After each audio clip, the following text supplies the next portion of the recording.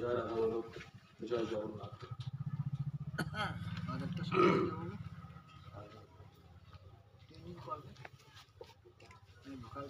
ওম তৎসৎ, ওম তৎসৎ, ওম তৎসৎ। হরি ওম, হরি ওম, হরি ওম। ওম অজ্ঞানতিমিরস্য জ্ঞানাঞ্জনশলাকয়া চক্ষুरुन्मीलितं येन तस्मै श्रीगुरुवे नमः। ओम गुरु ब्रह्मा गुरु विष्णु गुरुदेव महेश्वर गुरु साक्षात् परम ब्रह्म तस्मै श्रीगुरुवे नमः। ओम वंशाकल्पतरुर्भश्च कृपासिन्धुभ्यो च पतितानां पावनेभ्यो वैष्णवेभ्यो नमो नमः। नमो महावदनाय कृष्ण प्रेम प्रदाय कृष्णाय कृष्ण चैतन्य गौतम नमो नमः। पंचतत्वात्मकं कृष्णाय भक्तरूपस्वरूपं भक्तावतारं भक्ताकं नमामि भक्तशक्तिकं। हे कृष्ण करुणा सिंधु दीन बंधु जगत्पते गोपेश गोपीकांत राधाकांत नमस्ते। ओम तप्तपेंच गौरांग विराज वृंदावनेश्वरी विश्वभानुति ओम नीलाचल निवास निताय परमात्मन बलभद्र सुभद्रां श्री जगन्नाथाय नमो नमः। वृंदावै तुलसी देव्यै पियाय केशवश्च कृष्ण भक्ति पद देवी सत्यवती नमो नमः। जय श्री कृष्ण चैतन्य प्रभु नित्यानंद श्री अद्वैत गदाधर शिवासादि गौर भक्तवृंद। हरे कृष्ण कृष्ण कृष्ण हरे हरे हरे राम राम राम हरे हरि बोल हरि बोल हरि बोल। निताय गौरानंद हरि बोल।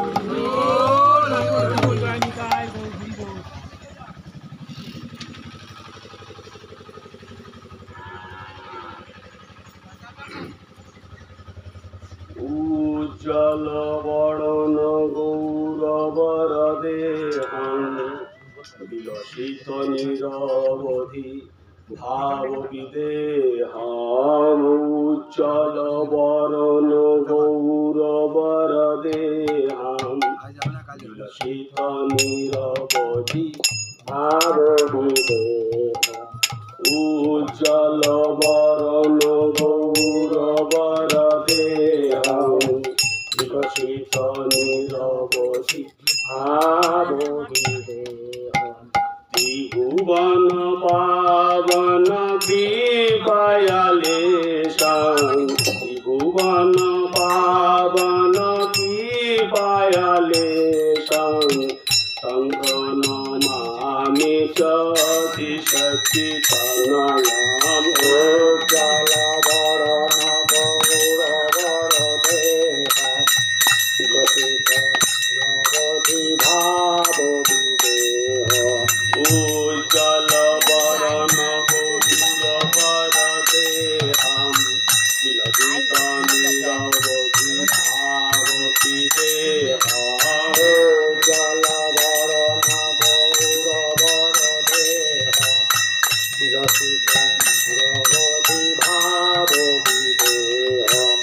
गद गद अंतर भाव विकारं दुर्जन दर्शन नाथ विशालं भव भय भंजन कारण करुणं तं नमामि च सच्चिदानन्दं। उज्जल वरण गौरवर देहं विलसित निरवधि भाव विदेहम्। उज्जल वरण गौरवर देहं विलसित निरवधि भाव विदेहम्। अरुणाम्बरधर चारुकपोलं इन्दिव निन्दित नखचय रुचिरं जल्पित निज गुण नाम विनोदं तं नमामि च सच्चिदानन्दं। उज्जल वरण गौरवर देहं विलसित निरवधि भाव विदेहम्।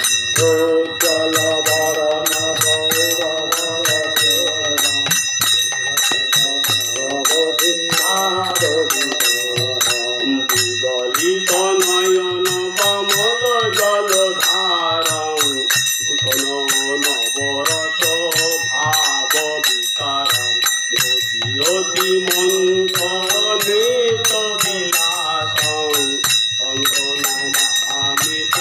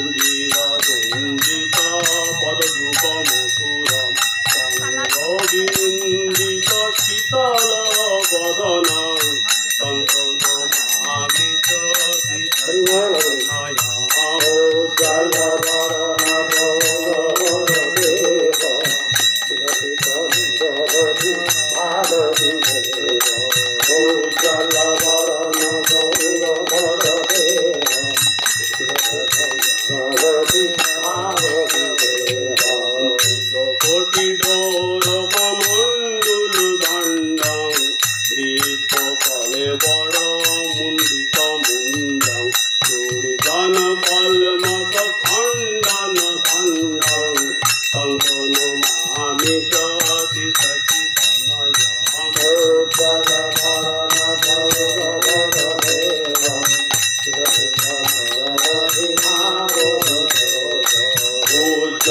বরণ গৌরবর দেহম ভূষণ ভূরজলকাবলিতং কম্পিত বিম্বাধরাবর রুচিরং মলয়জ বিরচিত উজ্জ্বল তিলকং তং প্রণমামি চতি সচিতনয়ম উজ্জ্বল ধরণ গৌরবর দেহম উজ্জ্বল বরণ গৌরবর দেহম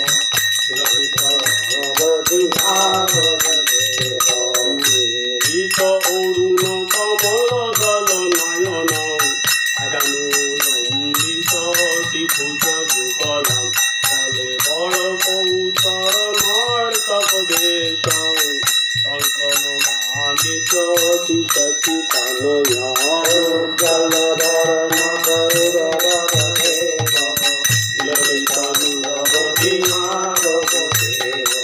উজ্জ্বল বরণ গৌরবর দেহম উজ্জ্বল বরণ গৌরবর দেহম উজ্জ্বল বরণ গৌরবর দেহম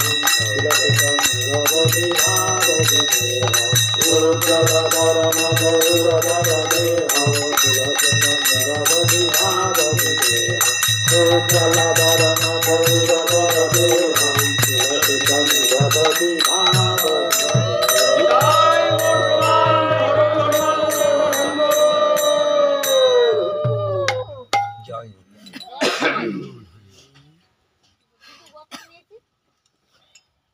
আজকে এই আশ্রমে এই কোপাই আলবানা সংলগ্ন অন্নপূর্ণা আশ্রমে আমরা উপস্থিত হয়েছি, সকল উপস্থিত হয়েছি হরিকথা আস্বাদন তথা গীতার অমৃত আমরা সকলে মিলে আস্বাদন করব। ভগবান আমাদেরকে যে মোক্ষ লাভের পথ আমাদেরকে দেখিয়ে গিয়েছেন এবং এই গীতা যে অমৃতময় সুধাময়, যার একটি শ্লোক উচ্চারণের মাধ্যমে কি হয় না সকল পাপ বিনষ্ট হয়। শ্রবণ মাত্রই আমরা মাহাত্ম্য যদি আস্বাদন করি আমরা জানতে পারবো যে গীতার মহিমা কত। শুধু কি আধ্যাত্মিকতায়, আধ্যাত্মিকতার তো উন্নতি তো সাধন করবে। এই জড়জগতে আমরা যে ভাবে যে যেমন কর্মের মধ্যেই রয়েছি, কেউ চাকুরিজীবী, কেউ কৃষিজীবী, কেউ গৃহকর্মের মধ্যে রয়েছেন, কেউ গৃহবধূ এবং কেউ ব্যবসা করছেন, কেউ হয়তো সৈনিক যিনি দেশ সেবা করছেন। সকলের জীবনেই গীতা অবশ্যম্ভাবী, কারণ গীতার মধ্যে যে সমস্ত কথা, যে সমস্ত তত্ত্ব, যে সমস্ত দর্শন, যে সমস্ত নিগুড় দর্শন ভগবান উন্নত মানের যে সাহিত্য ভগবান দিয়ে গিয়েছেন, এই গীতার ভাবামৃতের মধ্যে সেই আস্বাদন যদি আমরা করতে পারি এবং সেটাকে আমাদের সাপ্তাহিক জীবনে সেটাকে যদি আমরা কাজে লাগাতে পারি, আমাদের কি হবে না আমাদের যে মোক্ষলা বা অন্তিম বা আমাদের যে সমস্ত আমি যেটা বলছিলাম যে যারা যে পথে রয়েছি নিজের চরিত্রকে দৃঢ় করে সেই কর্মের মধ্যেই কি হবে না সেই কর্মে নিজেকে নিযুক্ত রেখে সেই কর্মে তো সফলতা আসবেই, তার সঙ্গে সে কিন্তু সেই কর্মের মধ্যে থেকেও কিন্তু কি হবে, মোক্ষ লাভের দিকে এগিয়ে যাবে। গীতাই গৌর হরি হরি বল। গীতার যে প্রতিটি শ্লোক, গীতার প্রতিটি শ্লোক হচ্ছে অমৃতময়। হ্যাঁ, এই প্রসঙ্গে বলে রাখি যে কিছুদিন আগে, এই 2-3 দিন আগে, আজকে হচ্ছে 15 তারিখ আর 11 তারিখ, আমরা সকলেই জানি কি না 11 তারিখ কি গেল না 11 তারিখ গীতা জয়ন্তী। গীতা জয়ন্তী আমরা সেই দিন অর্থাৎ আজ থেকে 5161 বৎসর পূর্বে কুরুক্ষেত্রের রণাঙ্গনে ভগবান পুরুষোত্তম শ্রীকৃষ্ণ এই গীতাময় যে অমৃত সুধা অর্জুনকে মাধ্যম করে আমাদের এই জড়জগতের জীবকে উদ্ধার করার জন্য এই শিক্ষা তিনি দিয়েছিলেন।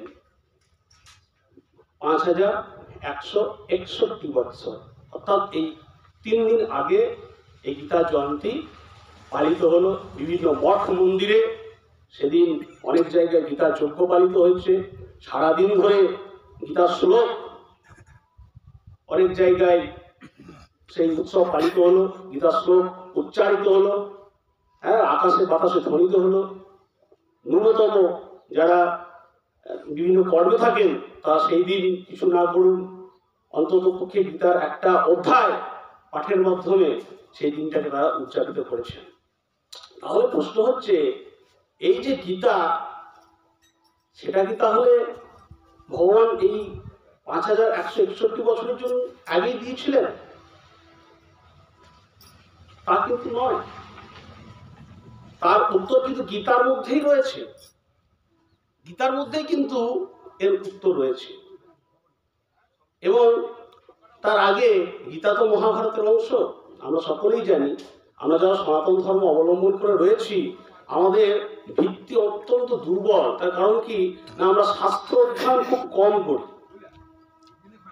আমাদের শাস্ত্র অধ্যয়ন একেবারে নেই। বিশেষ করে ইয়ং জেনারেশন, যাদের এই সনাতন ধর্মটাকে যারা দৃঢ়ভাবে রক্ষা করবে, ঢাল হয়ে দাঁড়াবে, তাদের মধ্যে চেতনাই নাই। এটা অত্যন্ত দুর্ভাগ্যের বিষয়। আজকে এখানে যে রয়েছেন, হ্যাঁ, ইয়ং জেনারেশন কই? ইয়ং জেনারেশনই তো গীতার এই ভাবধারা তাদের বেশি দরকার। আমি যে ওই প্রসঙ্গে পড়ে যাচ্ছি, যে কথাটা বলছিলাম, সুন্দর কথা বলে গেলে চলবে না, যে গীতার যে তত্ত্ব, গীতার যে অমৃত রস, যার শ্রবণ মাত্রই মোক্ষ লাভ হয়, এবং যার প্রতিটি কথা, প্রতিটি শিক্ষা আমাদের প্রতিটি মানুষের, সমাজের প্রত্যেক স্তরের মানুষের প্রতিটি পদক্ষেপে দরকার, সেই গীতা শিক্ষা সেই ভগবান কি 5161 বছর পূর্বে দিয়েছিলেন? তা নয়। কিন্তু গীতার যে অধ্যায়, গীতার অধ্যায় যেটা 4th অধ্যায়, সেই 4th অধ্যায়ের 1 নম্বর যে শ্লোক রয়েছে, সেই 1 নম্বর শ্লোক অনুযায়ী ভগবান এই গীতার যে অমৃত, সেটা প্রথমে কাকে দিয়েছিলেন? সূর্যদেব বিবস্বানকে দিয়েছিলেন। এই গীতা জ্ঞান দান করেছিলেন। এবং মহাভারতের শান্তি পর্ব, সেই শান্তি পর্বের 348 নম্বর অধ্যায়ে এই গীতা সূর্যদেবকে যে ভগবান গীতার কথা বলেছেন বা গীতা জ্ঞান দিয়েছিলেন, তার উল্লেখ কিন্তু রয়েছে।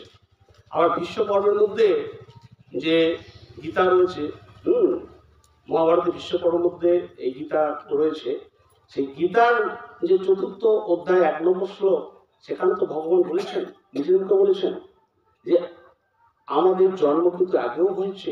অর্জুনকে বলেছেন সেখানে, মানে আমি শ্লোকের বাংলাটা বলছি, সহজ করে বলছি, যে আমাদের এর আগেও কিন্তু অনেকবার জন্ম হয়েছে।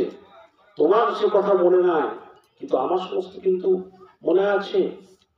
আমরা অনেকবার জন্মগ্রহণ করেছি, কিন্তু মায়ার বন্ধনে আবদ্ধ হয়ে তুমি কিন্তু সমস্ত কিছু ভুলে গিয়েছো, আমি কিন্তু কোনো কিছু ভুলিনি।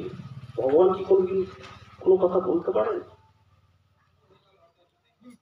তাই ভগবান প্রথমে সূর্যদেবকে গীতা জ্ঞান দিয়েছিলেন ত্রেতা যুগে, অত সত্য যুগের কথা সেটা। ত্রেতা যুগের প্রারম্ভে সূর্যদেব এই গীতা, এই আমাদের যে মানব জীবনের আদি পুরুষ মনু, ভাগবতে যদি আমরা পড়ি, ভাগবতে আমরা সৃষ্টিতত্ত্ব যদি পড়ি, সেখান থেকে আমরা জানতে পারবো যে বিষ্ণুর নাভি কমল থেকে জন্ম হয়েছিল ব্রহ্মা। ব্রহ্মা থেকে তার চতুষ্ষণ, তারপরে আবার ধ্যানে বসে ব্রহ্মা ধ্যান করলেন। চতুষ্ষণকে যখন ব্রহ্মা সৃষ্টি করার জন্য আদেশ দেন, চতুষ্ষণ কিন্তু সৃষ্টি, তারা কিন্তু জীবন তারা ব্রহ্ম চাইছিলেন। তাই তারা বলে যে আমি সৃষ্টি তত্ত্বতে আমরা যেতে পারবো না বাবা। তার বাবা কষ্ট করে দিলেন ছন্দ সনানন্দ এই চতুষ্ষণ। এবং সেই জন্য আবার বিষ্ণুর ধ্যানে যখন বসলেন স্বয়ং ব্রহ্মা, তখন বিষ্ণুর নাভিকমল থেকে সৃষ্টি হয়েছিলেন স্বয়ং ব্রহ্মা, আর জিহ্বা থেকে সৃষ্টি হলেন সাবিত্রী। সেই সাবিত্রী এবং ব্রহ্মার পরে, মানে সৃষ্টি হওয়ার পরে সাবিত্রী এবং ব্রহ্মা প্রতিক্রিয়ার পর তাদের থেকে 10 জন ঋষির সৃষ্টি হয়। এবং পরবর্তীকালে, আমি সৃষ্টিতত্ত্ব ভাঙতে গেলে আরো অনেক দেরি হয়ে যাবে, পরবর্তীকালে সেই ঋষি থেকে কর্দম ঋষি, সেই কর্দম ঋষির সঙ্গে কর্দম ঋষির সঙ্গে যখন বিবাহ হয়, কার? কর্দম ঋষির সঙ্গে বিবাহ হয় রেবতী। এবং পরবর্তীকালে সেই মনু আসেন, এবং মনু থেকে সেই ঋষির পরম্পরা চলে আসে। সেই মনু থেকে কিন্তু আমাদের এই আদি মানুষের এখনো পর্যন্ত সেই মনু হচ্ছে আমাদের আদি পিতা, প্রজন্ম কিন্তু চলে আসছে। আর সেই মনুকে ত্রেতা যুগের প্রারম্ভে সূর্যদেব, শব্দটা কি জিনিসটা আমাকে বলুন তো। সূর্যদেবকে ত্রেতা যুগের প্রারম্ভে বলছি, তখন এই সূর্যদেব গীতার জ্ঞান প্রদান করেন। এবং মনু পরবর্তীকালে ইক্ষ্বাকু, অর্থাৎ প্রায় 20 লক্ষ বছর পূর্বে ইক্ষ্বাকুকে এই জ্ঞান প্রদান করেন, এই গীতার জ্ঞান। তারপর এই পরম্পরা ক্রমে এই গীতার জ্ঞান কিন্তু রাজর্ষিরা লাভ করেছেন। এই ইক্ষ্বাকু বংশ হচ্ছেন স্বয়ং রামচন্দ্র সেই বংশে জন্মগ্রহণ করেছিলেন। এবার রাজর্ষিরা যখন গীতার এই জ্ঞান পরম্পরা মাধ্যমে পেলেন, মাঝখানে কি হয়েছিল না, এই কালের প্রবাহে এই কি হয়েছিল না, পরম্পরাটা মাঝখানে ছেদ পড়ে গিয়েছিল। কিন্তু এই ভগবান আবার, যেহেতু এই পরম্পরাটা নষ্ট হয়ে গিয়েছিল, তখন এই দাপর যুগে পুনরায় কুরুক্ষেত্রের ময়দানে অর্জুনকে মাধ্যম করে আমাদের মানব জাতিকে মোক্ষ লাভের জন্য এই গীতার অমৃত পুনরায় দান করলেন। নিতাই গৌর হরি হরি। তাহলে দেখুন ভগবান কতটা দয়াময়, কতটা করুণাময়। তিনি আমাদেরকে মুক্তি বা মোক্ষ লাভের জন্য কতটা সচেষ্ট।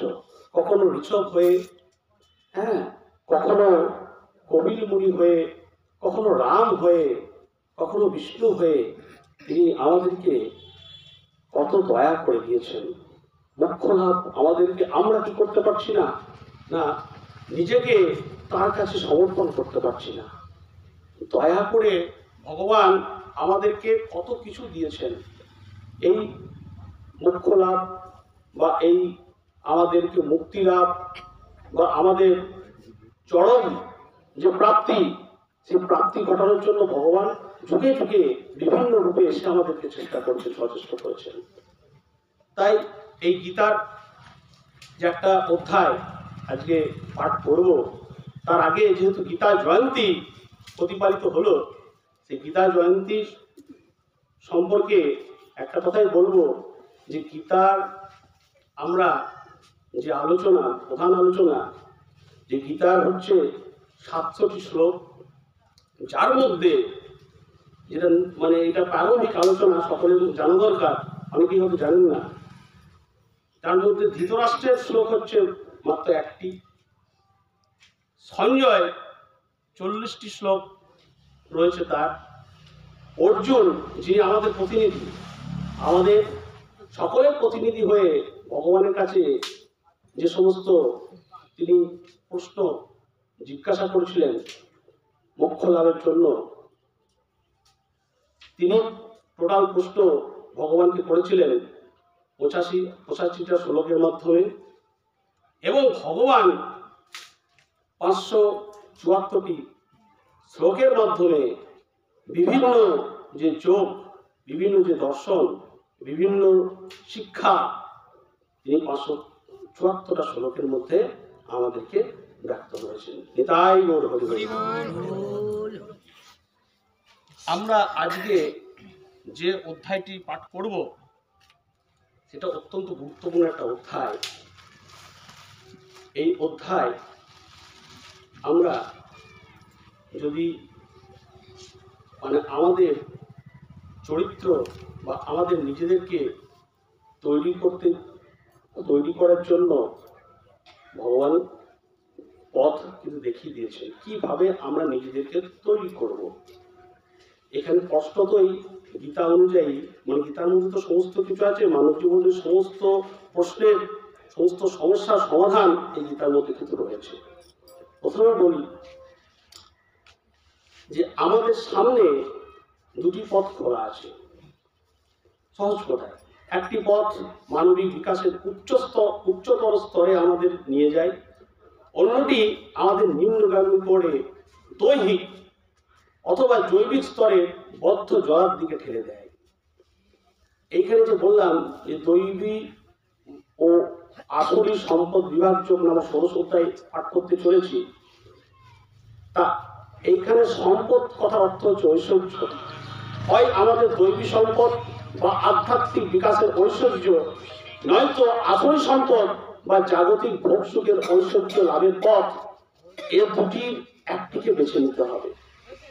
আসরি ও দৈবী দুটি সম্পদ, প্রথমটি কিরকম না, প্রথমটি হচ্ছে রাক্ষসী প্রকৃতির, দ্বিতীয়টি নৈতিক ও মানবিক প্রকৃতির।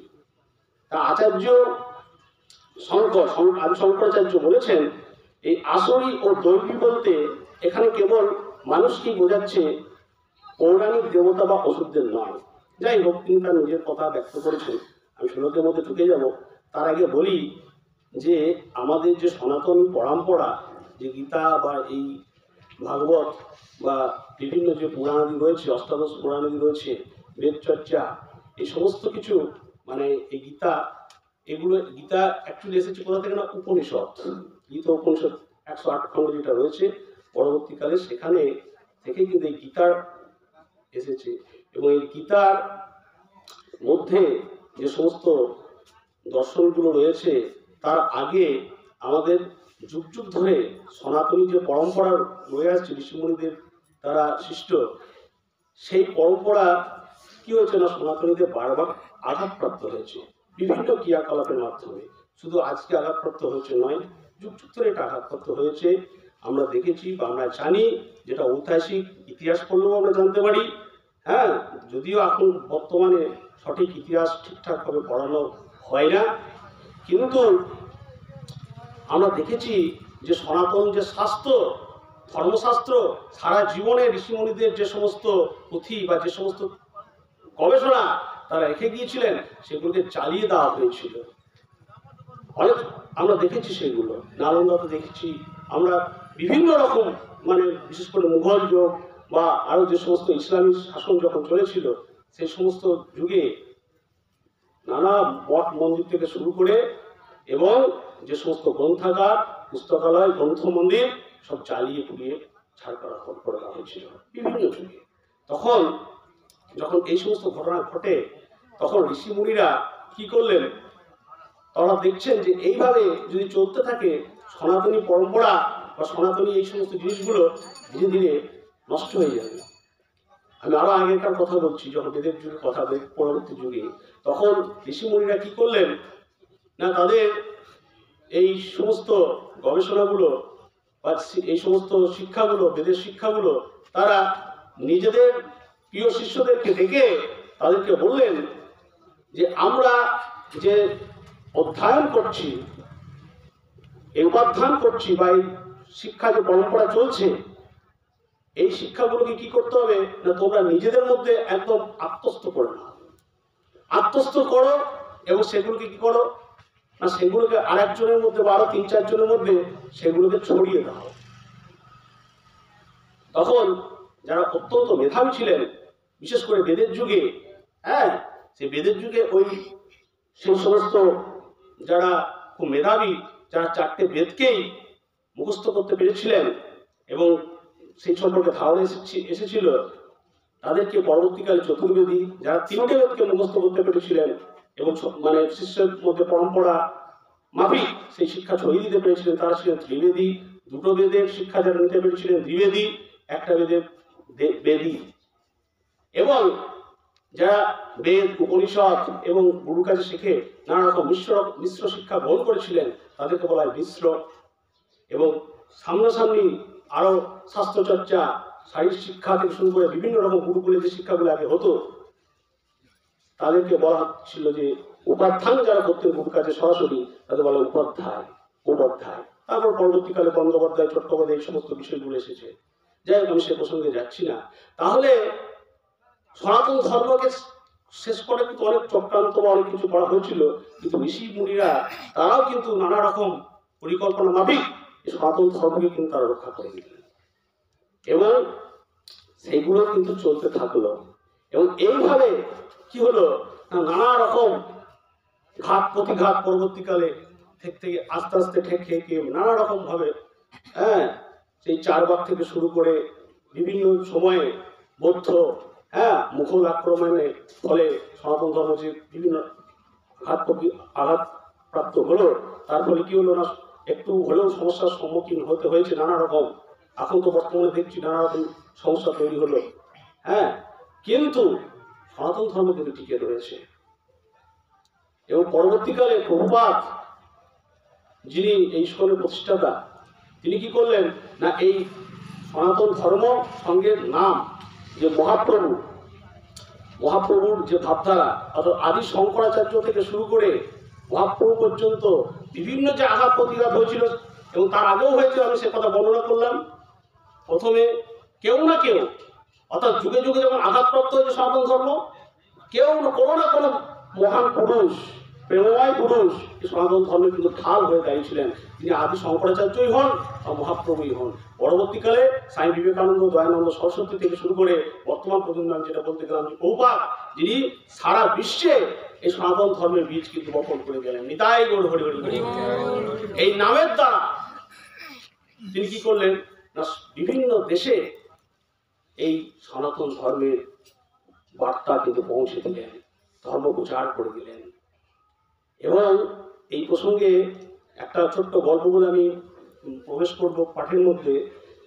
সেই যখন এই প্রভুপাদ পোল্যান্ডে, হ্যাঁ, গিয়ে যখন নাম প্রচার করছেন, নাম প্রচার করতে গিয়ে বিভিন্ন রকম বাধার সম্মুখীন হতে হচ্ছে। সকলে তো আর সহ্য করছেন না।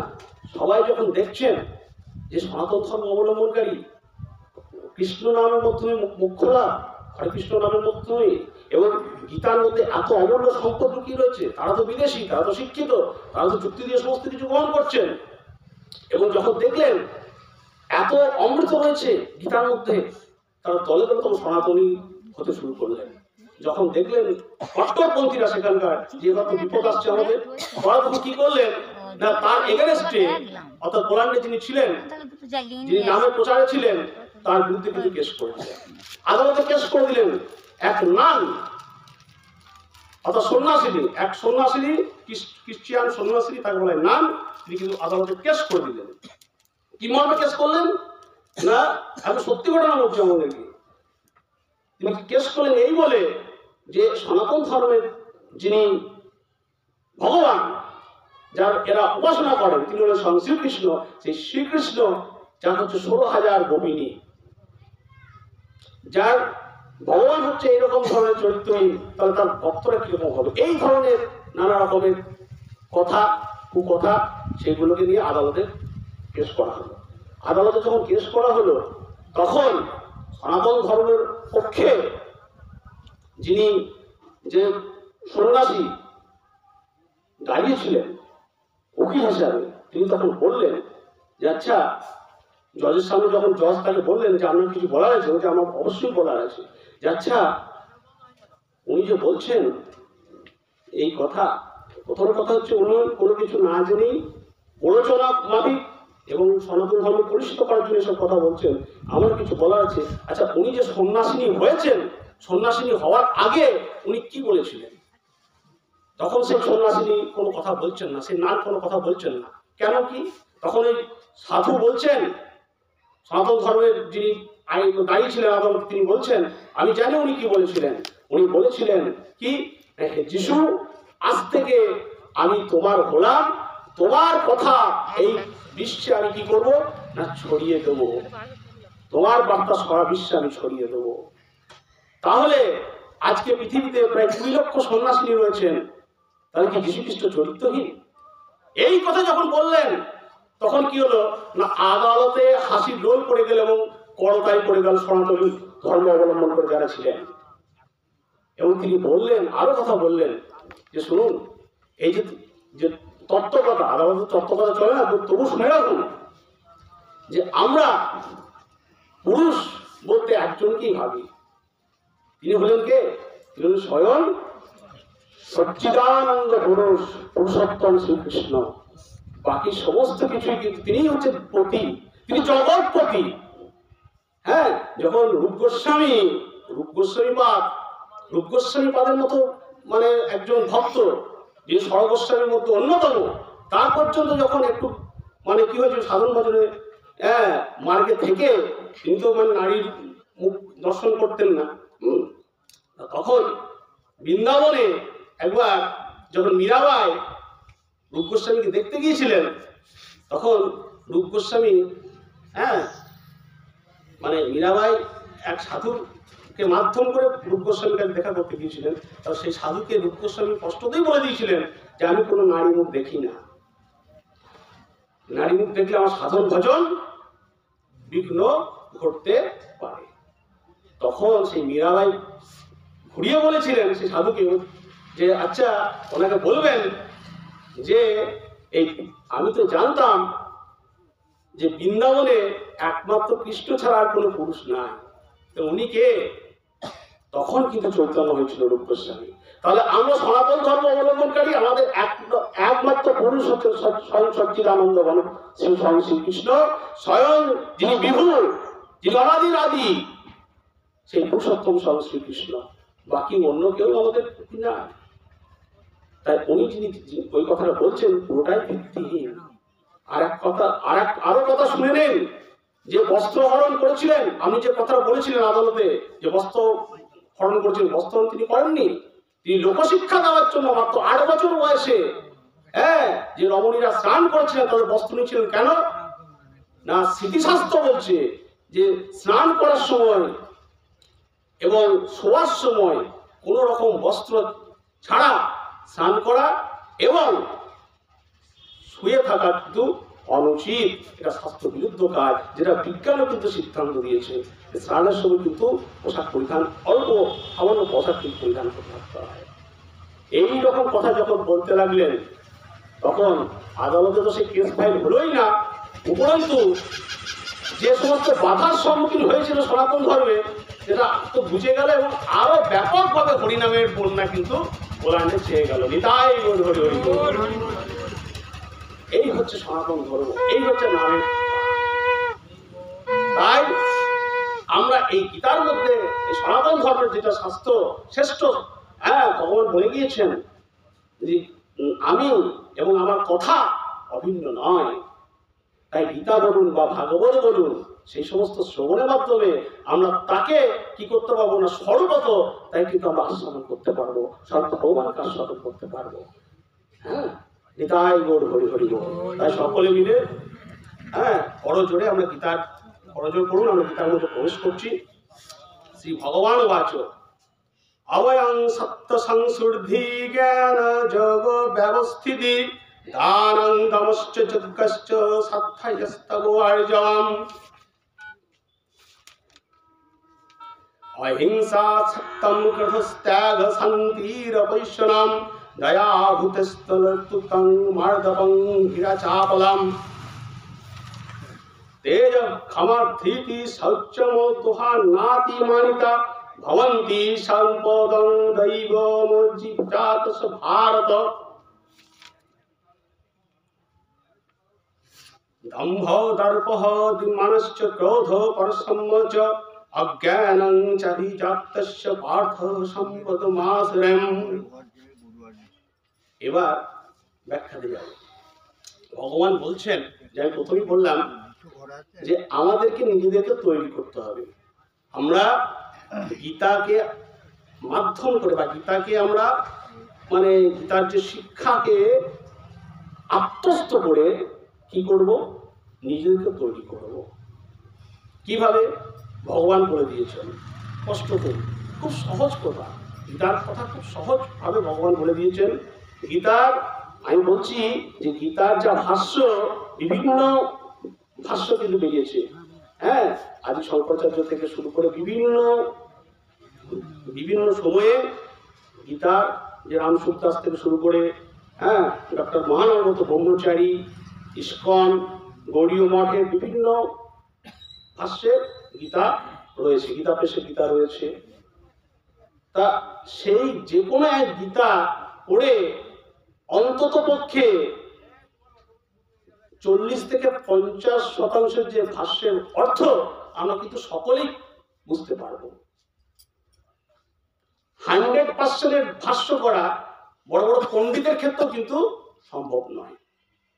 এটা যেমন সিদ্ধান্ত, এটাও সিদ্ধান্ত যে গীতা পড়ে 30 থেকে 40% বা 50% অর্থ আমরা সকলেই কিন্তু বুঝতে পারি, কিন্তু আমরা সেদিকে যাই না। যাই হোক, সে প্রসঙ্গে আমি যাচ্ছি না। ভগবান যেটা বললেন যে নির্ভীকতা, চিত্তের শুদ্ধি, জ্ঞান ও যোগের নিষ্ঠা, দান, ইন্দ্রিয় সংযম, যজ্ঞ, শাস্ত্রপাঠ, তপস্যা, সরলতা। আর কি বলেন? 26টা পরপর গুণ বলছেন। আর কি বলছেন? আর বলছেন অহিংসা, সত্য, ক্রোধহীনতা, ত্যাগ, প্রশান্তি, অদর্শিতা, দয়া, নির্লোভতা, মৃদুতা, লজ্জা, অচপলতা। তাহলে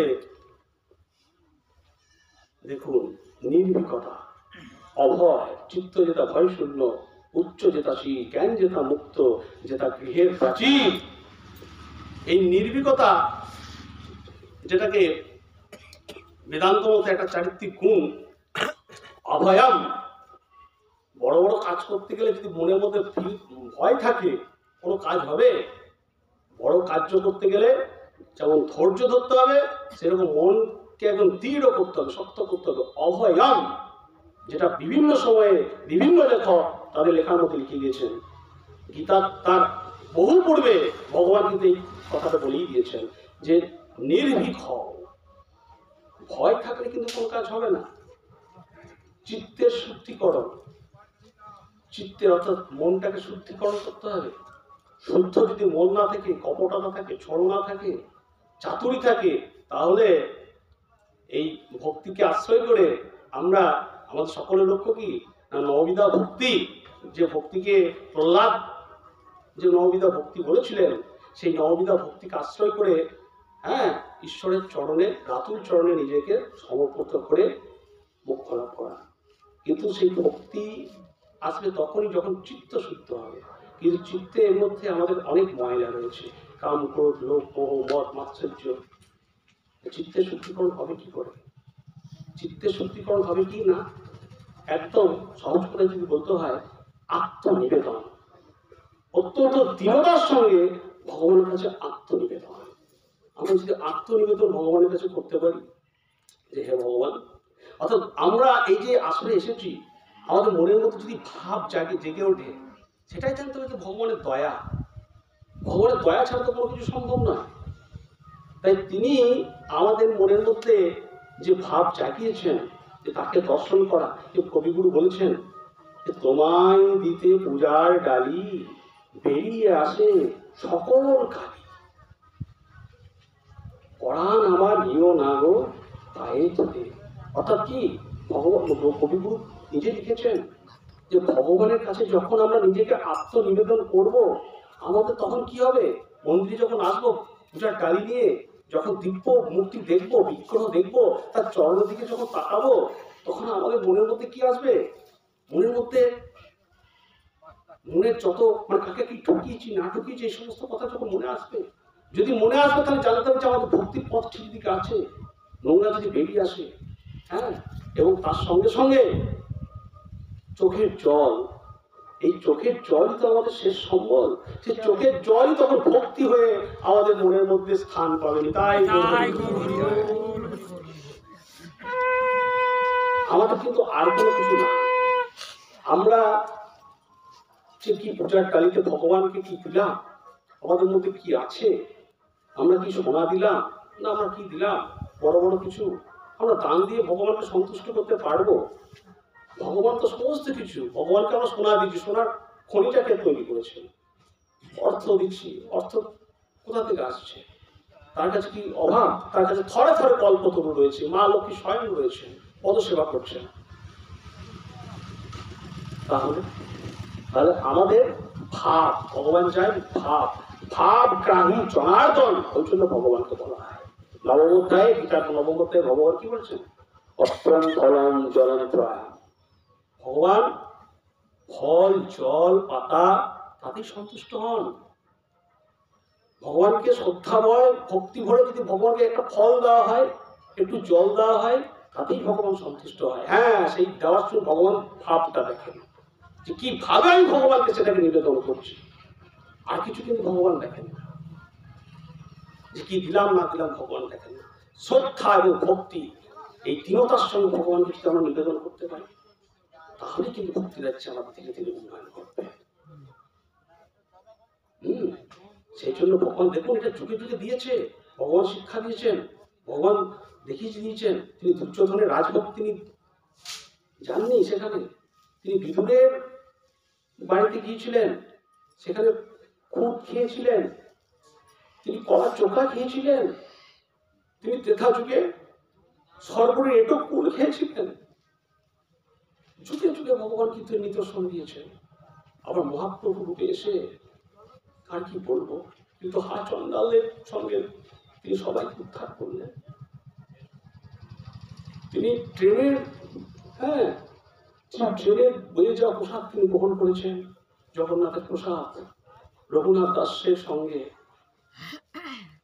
তিনি কত দয়াময়, হে দয়াময়, তুমি সত্য যুগ থেকে তুমি দয়া করে এসেছো, কখনো প্রহ্লাদকে দয়া করেছো, তুমি কখনো ধ্রুবকে দয়া করেছো, তুমি ত্রেতা যুগে সর্বরীকে উদ্ধার করেছো, তুমি চণ্ডালকে উদ্ধার করেছো, গুহব চণ্ডালকে তুমি উদ্ধার করেছো।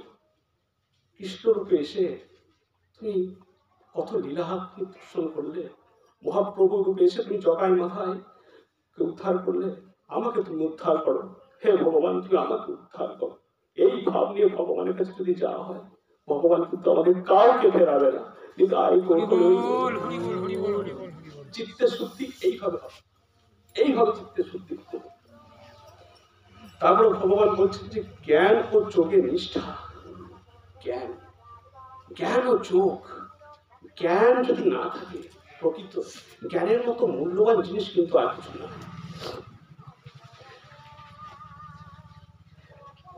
জ্ঞান বলতে এখানে জ্ঞান যদি আমার না থাকে, তাহলে আমাদের কি হবে না, আমাদের ভক্তি কিন্তু দুর্বল হয়ে যাবে। আমরা যে এই ভক্তি রাজ্যে যে এসেছি, ভক্তি রাজ্যে যে নিজেদেরকে সমর্পণ করছি, আমাদের তো প্রথমে প্রাথমিকভাবে আমার মধ্যে ভাব এলো, ভগবানের কাছে আমি দৃঢ়তার সঙ্গে নিজেকে আত্মনিবেদন করলাম, এবং সেখান থেকে আমার প্রাথমিক ব্যাপারটা হলো, তারপরে ভক্তিটা যে উন্নয়ন ঘটাতে হবে, ধীরে ধীরে তো উন্নয়ন ঘটাতে হবে। তার জন্য কি করতে হবে? সাধু সঙ্গ। তার জন্য কি করতে হবে? সদ্গুরুর চরণাশ্রয়। এই যে আমরা এখানে এসেছি, এই যে অধ্যয়ন করছি, হ্যাঁ, গীতা অধ্যয়ন করছি, এই সাধু সঙ্গ করতে হবে এবং জ্ঞান বাড়াতে হবে। শাস্ত্রীয় জ্ঞান আমাদের পাঠ্য শিক্ষা থেকে শুরু করে ছোট থেকেই এই সমস্ত বিষয়গুলো আমাদের গ্রহণ করতে হবে। আমাদের পাঠ্য শিক্ষাটা তো গ্রহণ করতেই হবে। যে সমস্ত প্রাথমিক শিক্ষা বা প্রাইমারি এডুকেশন, সেগুলো তো থাকবেই, তার সঙ্গে আধ্যাত্মিকতাকে আশ্রয় করতে হবে। সেটা যেভাবেই হোক আমাদের ফ্যামিলিদেরকে মেনটেন করতে হবে, যাতে করে আধ্যাত্মিকতা বিষয়গুলোকে ছোট থেকেই শিশুদের মনে যাতে ঢোকানো। সেটা কিভাবে হবে? বিভিন্ন উপায় রয়েছে। হ্যাঁ, বিশেষ করে মাতা, তাদেরকে কি করতে হবে? তার সন্তান প্রসবের আগে সদ্গুরু পরামর্শ নিতে হবে। তারা ঠিক করে যা বলে দেবেন যে কি কোন সময় কিভাবে সমস্ত কিছু, হ্যাঁ, যদি কবচ ধারণের প্রয়োজন হয়, সমস্ত কিছু কিন্তু সদ্গুরুর ব্যাপারগুলো জানেন এবং তিনি কিন্তু বলে দিতে পারেন কি হতে পারে না হতে পারে। এবং তার সঙ্গে সঙ্গে সন্তানের মানে মাতাদেরকে বেশি হতে হবে। তার কারণ কি? তার মাটি ভালো হলে ফসল ভালো হবে, মাটি ভালো হতে হবে। অর্থাৎ মা যদি স্বাস্থ্য অধ্যয়ন করেন, সন্তান যখন পেটে থাকবে, তিনি যদি বেশি বেশি করে হরিনাম করেন, হরিবাণ শোনেন, ভাগবতম পাঠ করেন, ভাগবত শোনেন, তাহলে যে হ্যাঁ সন্তান রয়েছে তার মধ্যে, তার পেটের মধ্যে যে সন্তান রয়েছে উদরের মধ্যে, তার কি হবে না, তার কিন্তু প্রথম থেকেই সে ভক্ত হয়ে জন্ম। তার নিদর্শনও কিন্তু রয়েছে। আমি কিন্তু কোনো শাস্ত্র বহির্ভূত বা উদাহরণ ছাড়া কথা বলবো না, আমি শাস্ত্র থেকেই কথা বলবো। কিন্তু তার উদাহরণ কি? স্বয়ং প্রহ্লাদ মহারাজ, আরো উদাহরণ রয়েছে। হ্যাঁ, এই প্রহ্লাদ মহারাজ যখন তিনি কয়াধুর গড়ে ছিলেন, তিনি তো অসুর কুলে ছিলেন, হিরণ্যকশিপু।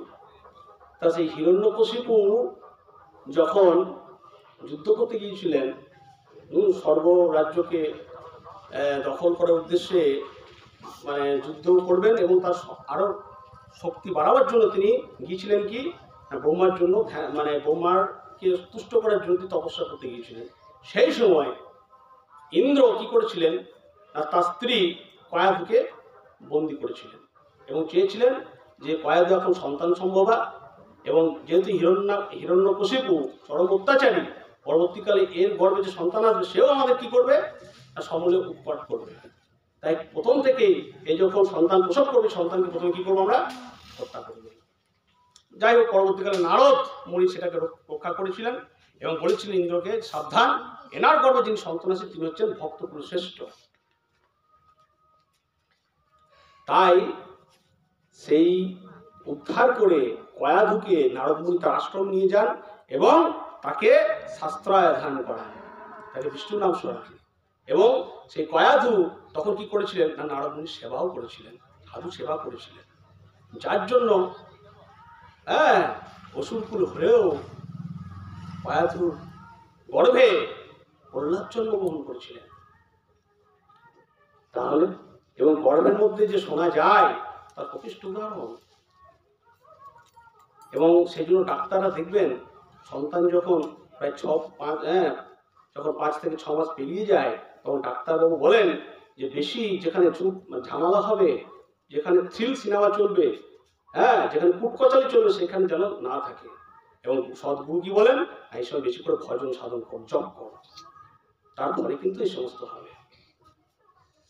এই হচ্ছে কি না, নিজেদেরকে সনাতনী প্রথম ভাবে তৈরি করা, মানে পরিকাঠামো সন্তানের জন্য যে প্ল্যাটফর্ম তৈরি করে দেওয়া, এবং পরবর্তীকালে যে সন্তান জন্মগ্রহণ করবে তাকে বাড়িতেই শিক্ষা গ্রহণ করতে হবে।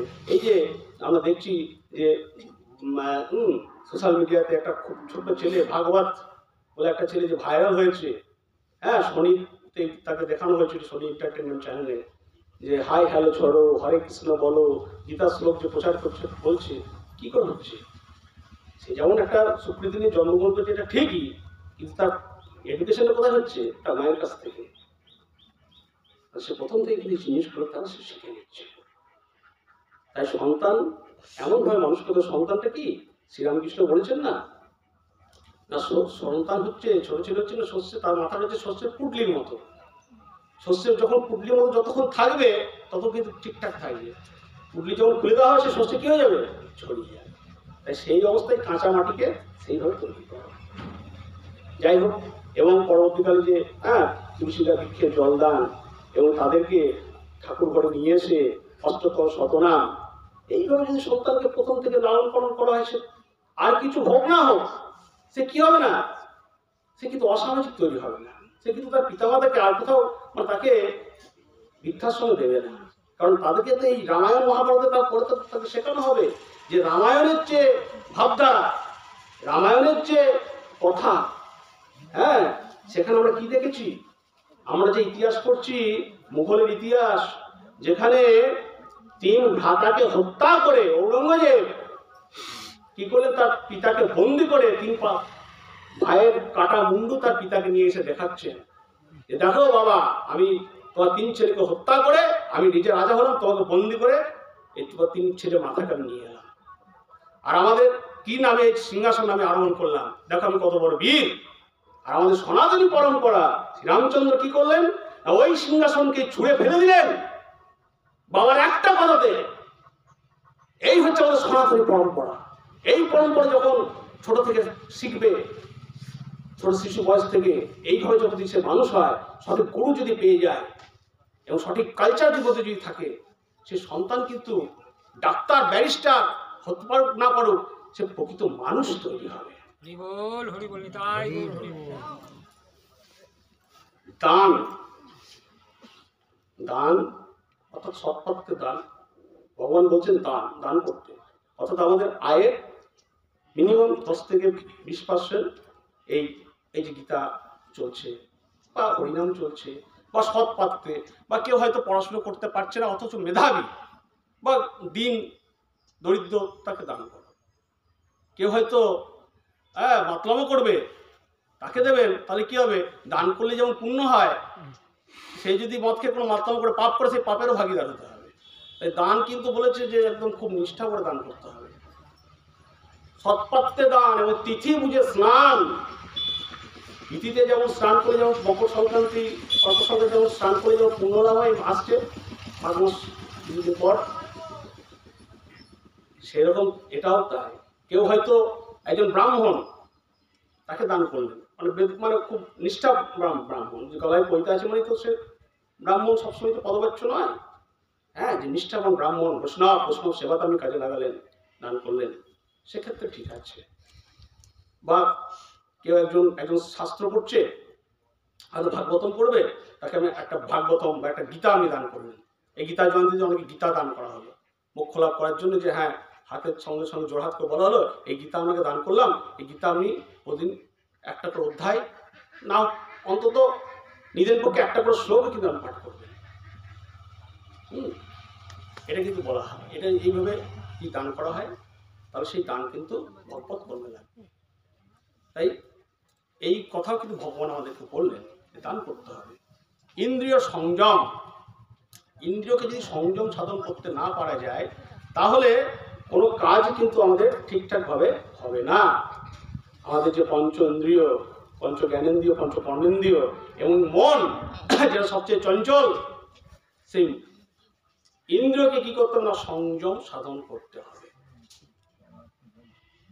কিভাবে? না, ব্রহ্মচর্যের মাধ্যমে, ধ্যানের মাধ্যমে, ছোট থেকে।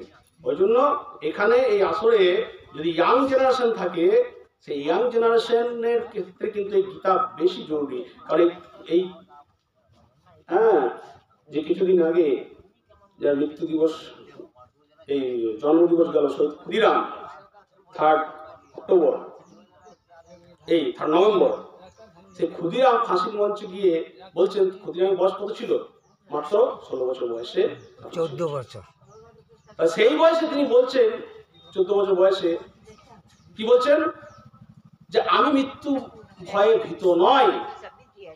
যখন তাকে জিজ্ঞাসা করা হচ্ছে যে আর 5 দিন পর হয়তো তার মৃত্যু হবে, সবাই কি হয় মৃত্যু খবর শুনলে কেউ হয়তো জানতে পারে যে আমার ক্যান্সার হয়েছে, তখন কি হয়ে যায় সে অটোমেটিক সে হয়তো বাঁচতো 5 বছর, 5 মাসেই কিন্তু সে মারা যায় ভয়ে।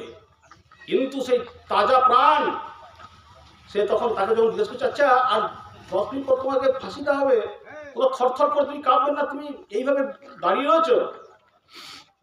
ক্ষুদিরাম তখন দৃঢ় কণ্ঠে বলছেন যে আমি গীতা পাঠ করেছি, গীতা পাঠ করে আমার নিজের চরিত্রকে আমি দাঁড় করিয়েছি, আমি মৃত্যু ভয়ভীত নয়। আর এই হচ্ছে গীতা শিক্ষা। গীতা হচ্ছে এতটা, নেতাজি সবসময় তার সঙ্গে গীতা রাখতেন সবসময়। তাই এই যে ইন্দ্রিয় সংযম, সেটা গীতা পাঠ করে ভগবানকে আগে ধ্যান যোগ, কর্মযোগ, এই সমস্ত যোগের মাধ্যমে কিন্তু ষষ্ঠ অধ্যায়ে যে ধ্যান যোগ রয়েছে, সেই ধ্যান যোগে ভগবান দেখিয়ে দিয়েছেন যে কিভাবে ধ্যানের মাধ্যমে ইন্দ্রিয়কে সংযম করতে হয়। সেগুলো ছাত্র অবস্থা থেকে শুরু করলে অতি উত্তম। যে অষ্টাঙ্গিক যোগ মার্গ রয়েছে ভগবান সেখানে দেখিয়ে দিয়েছেন, বলে দিয়েছেন, পরিষ্কারভাবে বলে দিয়েছেন। যেটা জপ থেকে শুরু হয়, সমাধি থেকে শেষ হয়, ধ্যান রয়েছে, নিলয় রয়েছে। তা এইগুলোকে ভগবান বলেছেন। এবং তার সঙ্গে যে মানে মনকে নিয়ন্ত্রণ করা ধ্যানের মাধ্যমে, সচ্চিদানন্দ এবং জপের মাধ্যমে। জপ করলে সংযম তো বাড়ে, মানে নিয়ন্ত্রণ আসে।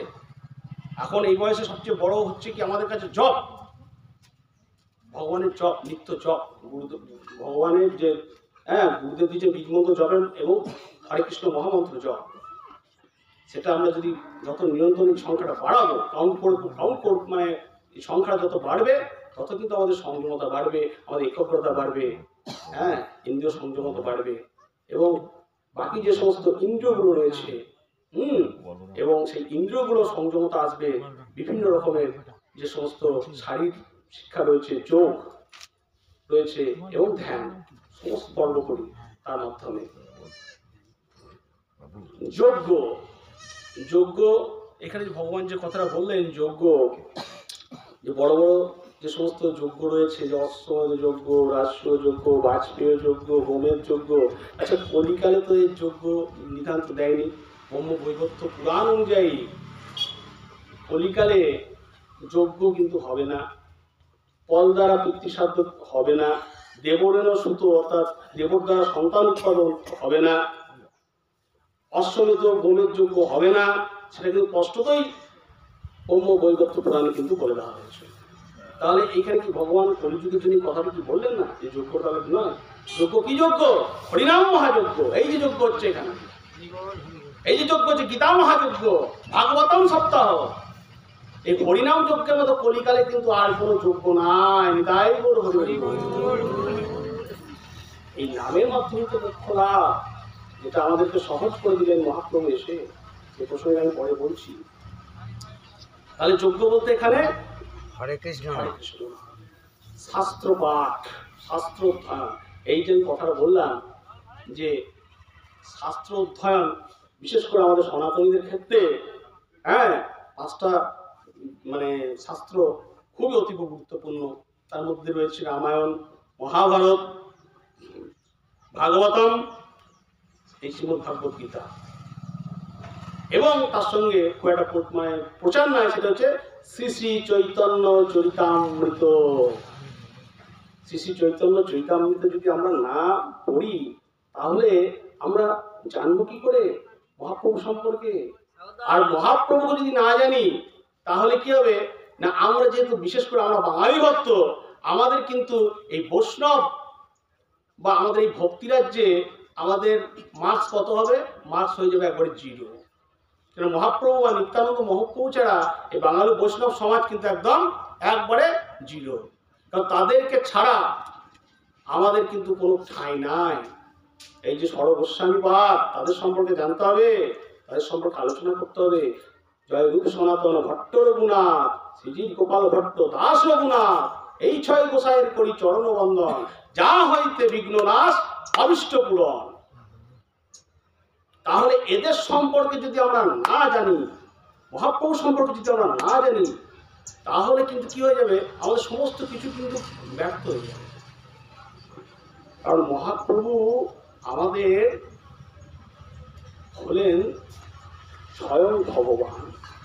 অনেকে বলেন ভক্ত অবতার, কিন্তু তিনি কি হলেন না, আমাদেরকে ভগবান হয়ে স্বয়ং তিনি কি করলেন না, মানব হয়ে আমাদের মতো করে তিনি ধর্মকে সহজ করে নিয়ে এলেন। যেখানে সত্যযুগে যুগ যুগ ধরে তপস্যা করতে হতো, এক পায়ে দাঁড়িয়ে, সিংহের উপর দাঁড়িয়ে, সিংহের উপর বসে, আমরা দেখেছি এই যে হিরণ্যকশিপু, হিরণ্যাক্ষ, আরো যে সমস্ত সাধু মুনিরা ছিলেন, যুগ যুগ ধরে তারা তপস্যা করছেন দেখেছি। একদম তাদের মধ্যে বল্মিক দাঁড়িয়ে যায়, পুরো উইয়ের ঢিবি পিঁপড়ের বাসা একদম তাদের শরীরের মধ্যে হয়ে যেত, কিন্তু জীবনটা ভেতরে ছিল, ধুক ধুক করে তারা কিন্তু ধ্যান করে যেত, তপস্যা করে যেত।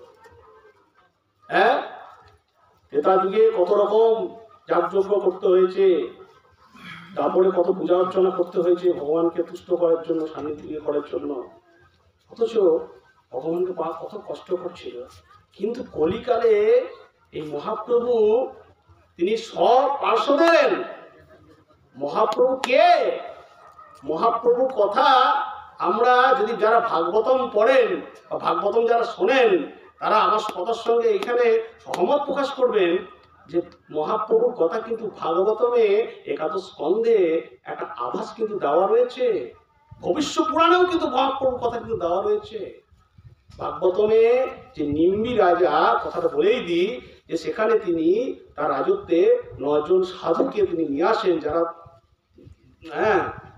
ধ্যান তপস্যা করতেন, তাদেরকে ডেকে নিয়ে এসে যখন তার কাছ থেকে জানতে চাইলেন যে এই যে এই ধ্যান তপস্যা আপনারা যে করছেন, এর ফলে আমাদের সামগ্রিক যে তারা যে সাধুদের কাজ কি, তাদের জীব সেবা, তাদের যে ধ্যান তপস্যা এগুলো অর্জন করে তারা শুধু যে নিজেদেরকে ভগবানের চরণে নিরূপণ করেন তা তো নয়, তাদের সাধনার ফসলগুলোকে কি করেন না, সাধারণ মানুষের মধ্যে তারা সেটাকে বিলিয়ে দেন, এবং যাতে করে সাধারণ মানুষও সেই তপস্যা প্রসাদ বা সিদ্ধান্তটা পেয়ে থাকে, উপকৃত হয়ে থাকে। সেখানে সেই 9 জন ঋষির মধ্যে একজন ঋষি তিনি বললেন যে, মানে তিনি আবার কি করতেন না, সব 9 জনাই গুণবান ছিলেন, সেই 9 জন গুণবানের মধ্যে তিনি আবার 4টে যুগে, মানে তিনি ছিলেন খুব উচ্চমানের জ্যোতিষী। 4টে যুগ সম্পর্কে তিনি বলছিলেন, যে আমি 4টে যুগ সম্পর্কে কি কি হবে, কে কে কি যুগবতার, ভগবান কি রূপে সে উদ্ধার করবে, সমস্ত কিছু কথা কিন্তু তিনি বলছেন যে বলতে পারেন। তখন চলছিল কিনা দাপর যুগ, তখন সত্য যুগ, ত্রেতা, দাপর মোটামুটি হয়ে গিয়েছে। সেই সমস্ত কথা যখন বললেন, এই সমস্ত কথা তো তারা তখন জানেন, নিমিরাজে জানেন, বলছে আগত যুগ, কলিযুগে কি হতে পারে। কলিযুগ সম্পর্কে তিনি একটা শ্লোকে বলেছিলেন যে এই কলিযুগে যিনি ভগবান রূপে আসবেন, তিনি কি হবেন না, ভেতরে কৃষ্ণ এবং বাইরে গৌড়। গৌড় বলতে এখানে কিন্তু তিনি বলেন নাই যে তার নামটা গৌড় হবে, বাইরে গৌড় বলতে গৌড়বর্ণ, এবং কি করবেন না, তিনি এই কৃষ্ণ কথা তিনি প্রচার করে করে বেড়াবেন। স্পষ্টত কিন্তু উল্লেখ রয়েছে, সেখানে নাম করে বলা হয়নি। যেমন ভাগবতম তো রাধার নাম উল্লেখ নাই, আরাধিকা করে বলা হয়েছে, যেটা আরাধিকা একমাত্র কোথায় রয়েছে না, রাসলীলাতে। গোটা ভাগবতমে কিন্তু রাধিকা সম্পর্কে কিন্তু বর্ণনা নাই, শুধু রাসলীলাতে আরাধিকা কথাটা দিয়ে সংকেত দেওয়া হয়েছে। যারা সাধুগুরু বৈষ্ণব তারা বলেন এই সংকেত, তাদের কাছে বলে না বুদ্ধিমান মানুষের কাছে ইশারাই কাফি, সেই ব্যাপার। ভবিষ্য পুরাণেও কিন্তু মহাপ্রভুর কথা বলা হয়েছে, এবং সেখানে ভাগবত যে কথা বলতে ভুলে গেলাম, যে তিনি আসবেন, এসে ভাগবত ধর্ম প্রচার করবেন, এবং তিনি কলির সঙ্গে লড়াই করবেন, এবং তিনি আসবেন একা আসবেন না, তিনি সপার্শ্বদে আসবেন। সেই সপার্শ্বদে এলেন মহাপ্রভু, এসে কি করলেন না, তিনি এই যে কলির মানুষকে তিনি কি করলেন না, মোক্ষ লাভের প্রধান পথ তিনি দেখালেন। কিভাবে দেখালেন? যার প্রধান কাণ্ডারি বা সৈনিক হলেন কে? নিত্যানন্দ মহাপ্রভু। তার কিভাবে এই ভাগবত ধর্মটাকে আবার পুনঃপ্রতিষ্ঠা করলেন, যেটা চলে যাচ্ছিল, ইসলামী শাসন চলছিল তখন, তখন খুব খারাপ অবস্থা ছিল, চলছিল। সেই তখন কি করলেন মহাপ্রভু, না এই আমরা যদি মানে গোলকের যে সম্পদ ছিল লুকায়িত, সে লুকায়িত প্রেম যেটা ছিল রাধারানীর ভান্ডারে, যে ভান্ডারের প্রেম কোনো যুগে কোনো কেউ পায়নি। একমাত্র দাপর যুগে ভগবানের যে দিব্য প্রেম গোপীনারা পেয়েছিলেন বৃন্দাবনের মধ্যে, তার বাইরে কিন্তু পায়নি। সত্য যুগে প্রহ্লাদের মতো ভক্ত ছিল, ধ্রুবর মতো ভক্ত ছিল, ক্রেতা যুগে রামচন্দ্র বা হনুমানের মতো ভক্ত ছিল, কিন্তু সেই প্রেম গোলকের দিব্য প্রেম যেটা রাধারানীর ভান্ডারে ছিল, সেই প্রেম কিন্তু কেউ কোনোদিন পায়নি। এই কলিযুগে ভগবান আমার আপনার মতো মানুষকে, এই কলিযুগকে উদ্ধার করার জন্য তিনি সেই প্রেম নিয়ে এলেন, সেই দিব্য প্রেম, সেই নাম, সেই প্রেমরূপ নাম তিনি আমাদের শুধু নিয়ে এলেন। শুধু তাই নয়, সেটা অকাতরে অযাচিত ভাবে বিলিয়ে দিলেন। ধরো লও করে প্রত্যেক বাড়িতে বাড়িতে পৌঁছে দিলেন নিত্যানন্দ মহাপ্রভু পঞ্চতত্ত্বের মাধ্যমে। এই ভগবান কত দয়াল, সেই সম্পদটা কি?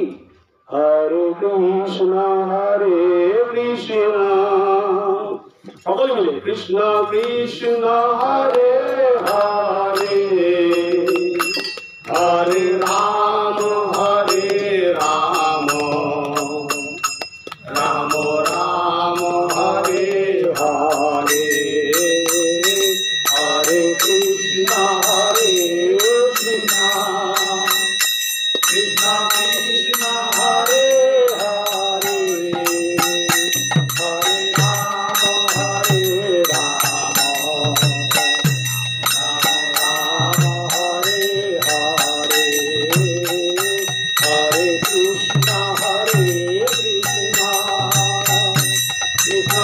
কৃষ্ণ হরে হরে, হরে রাম রাম হরে হরে, হরে কৃষ্ণ কৃষ্ণ কৃষ্ণ হরে হরে, হরে রাম রাম হরে হরে, হরে কৃষ্ণ আমরা এমন একটা সময় এখানে এই সনাতন সভা করছি বা এই হরি কথা আলোচনা করছি, গীতা অমৃত রস পান করছি, যেখানে মানে আমাদের এই সনাতনী চর্চা এখন তো বর্তমানে খুব কমুক হয়ে গিয়েছে। যেখানে হচ্ছে সেখানে সঠিকভাবে আবার হচ্ছে না। কোনো জায়গায় কি হচ্ছে না, রাজসিক ভাবে, হ্যাঁ কোনো ভাবে মানে তামসিক ভাবে তো বেশিরভাগ জায়গায় হয়, সাত্বিকতা দিয়ে তো ভক্তি চর্চা কম জায়গায় হচ্ছে। এবং কোনো জায়গায় হচ্ছে তো রাজসিকতা, কোনো জায়গা থেকে আসছেন বড় বড় বিরাট বড় বড় কীর্তনিয়া, তারা লজে থাকছেন, 1,30,000 করে নিয়ে চলে যাচ্ছেন। অর্থাৎ যারা সনাতনী হয়ে যারা প্রচার করছেন, তারা নিজেদের ঝোলা গোছানোর জন্য ব্যস্ত। এইভাবে যে পাঠ গ্রামে গ্রামে প্রচার, যে এই সনাতনী সভা করা, এই যে এখানে যে সমস্ত সুধী মানুষ, মানে কি বলবো, সাধু মানসিকতা বিশিষ্ট যে সমস্ত মানুষ রয়েছেন এখানে এই আশ্রমের কার্যকর্তা রূপে, তারা এইটাকে কিন্তু কি করছেন না, সনাতনী জাগরণ করার চেষ্টা করছে। তারা কি নিজেদের নামের জন্য চেষ্টা করছেন, তারা জাগরণ ঘটানোর জন্য চেষ্টা করছেন। কিভাবে জাগরণ করবো? আজকে দেখুন বাংলাদেশের কি পরিস্থিতি। আমরা সনাতন সম্পর্কে কোনো ধারণাই না, সনাতনী যে চেতনা, স্বাস্থ্য সম্পর্কে চেতনা, এই সমস্ত বিষয়বস্তু যে সমস্ত আলোচনা করছি, হ্যাঁ বিভিন্ন জায়গায় কিন্তু যেটা বলছিলাম যে যুগ যুগ ধরে যে অত্যাচার চলছে, তারা কিন্তু কি করছে না, নিজেদেরকে বিভিন্ন জায়গায় যেমন ইসলামীকরণ ভাব বিভিন্ন জায়গায় চলছে। এই যে বাংলাদেশে যে হিন্দু নির্যাতন চলছে, হ্যাঁ হিন্দু নিধন যজ্ঞ চলছে, সেটা শুধু বাংলাদেশে চলছে। খবর নিয়ে দেখুন, মুর্শিদাবাদে বেলডাঙ্গা, এদিকে মেটিয়াবুরুজ, ওদিকে বসিরহাট, সন্দেশখালী, কি চলছে অবস্থা। শুধু কি মুসলিম আক্রমণ চলছে? এগুলো বলতে গেলে অনেক রকম বিতর্ক হবে। হ্যাঁ নানা জায়গায় কিন্তু এই চলছে। দেখুন এই মিশনারিরা তারা কি করছে না, রোগ সারাবার নাম করে, হ্যাঁ ওষুধ দেওয়ার নাম করে, ছেলেকে পড়ানোর নাম করে তারা কি করছে না নিজেদের দিকে তারা কনভার্ট করছে, ক্রিশ্চিয়ানিটির দিকে তারা কনভার্ট করে দিচ্ছে। আজকে এই যে দলিত আদিবাসী সম্প্রদায়, খবর নিয়ে দেখুন তারা আর কেউ হিন্দু নাই, তারা সকলেই কি হয়ে যাচ্ছে না ভেতরে ভেতরে সব খ্রিস্টান হয়ে যাচ্ছে।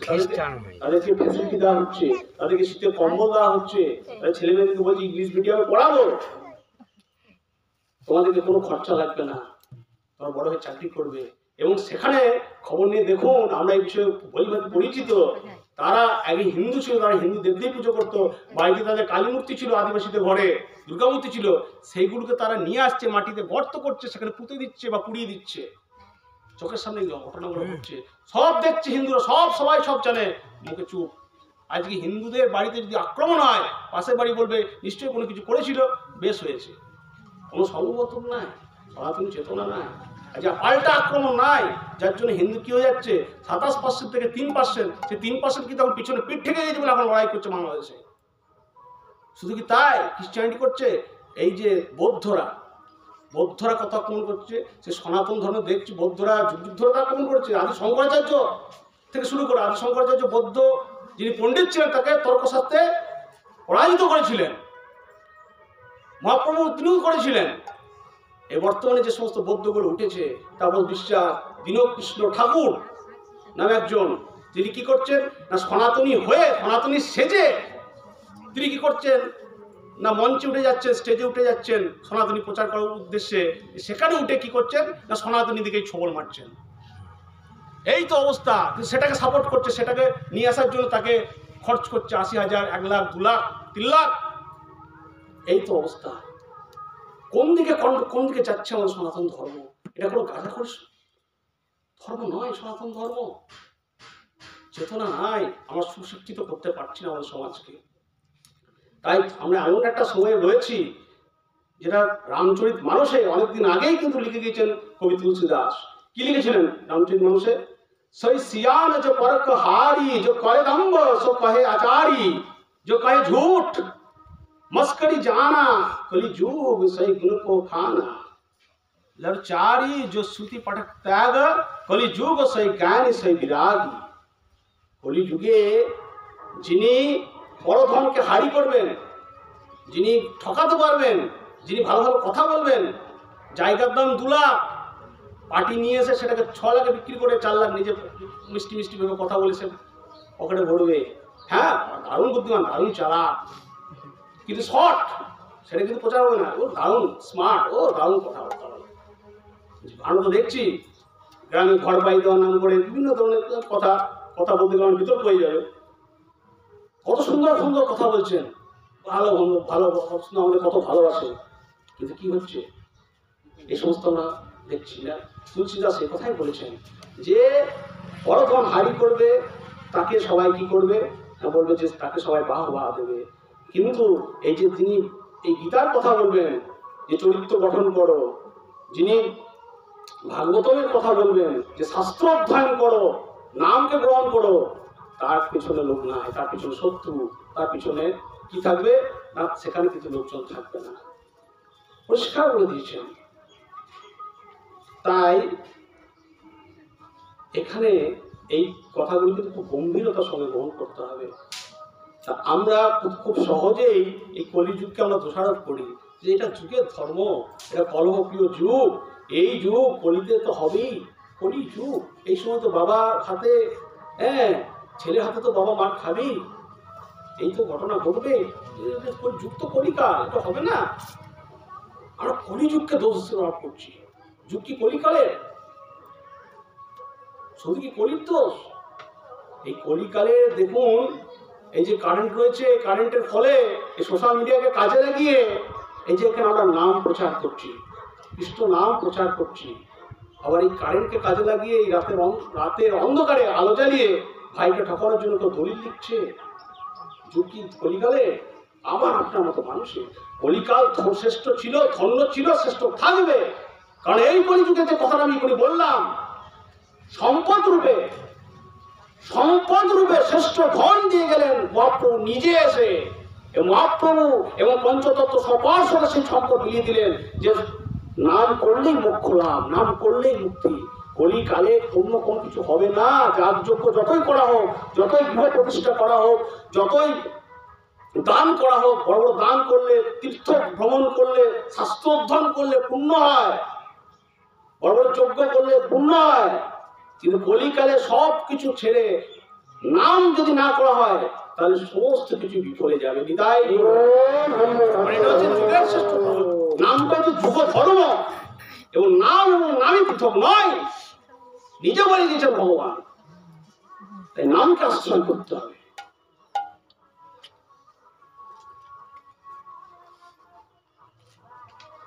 তারপরে ভগবান যেটা বললেন, সরলতা।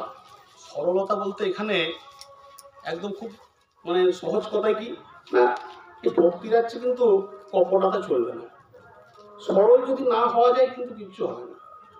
মনের মধ্যে খুব শিশু সারল্য ভাব থাকবে। শিশু সারল্য যদি ভাব না থাকে তাহলে ভগবানের কাছে আপনি সততা করে তার কাছে টিকতে পারবেন, আপনি সততা করে আমার কাছে টিকতে পারবেন, সততা করে আপনি আমার ভাইয়ের কাছে আপনি জয়ী হতে পারবেন, বন্ধুর কাছে আপনি হয়তো জয়ী হতে পারবেন, বা গোটা একটা সমাজকে আমি ঠকাতে পারবেন। ভগবানকে যেমন সততা ঠেকাতে পারবেন।